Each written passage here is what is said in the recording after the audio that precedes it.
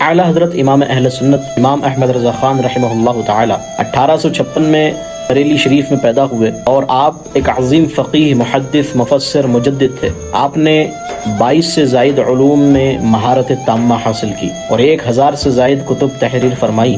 آپ کی سب سے مشہور تصنیف فتوی رضویہ شریف ہے جو 30 جلدوں پر مشتمل ہے۔ آپ نے قرآن پاک کا اردو ترجمہ کنز الایمان پیش کیا جو ادب اور عقیدے کا حسین امتزاج ہے۔ امام اہل سنت نے اپنے وقت کے باطل فرقوں کا علم اور دلائل کے ساتھ رد فرمایا اور عقائد اور نظریات اہل سنت کی مضبوطی کے لیے عظیم خدمات سر انجام دی۔ آج ان کے وصال کو 107 سال مکمل ہو گئے ہیں، مگر ان کا علمی اور فکری اور روحانی فیض آج بھی جاری ہے۔ 107 سالہ عرس رضوی آپ سب کو مبارک ہو۔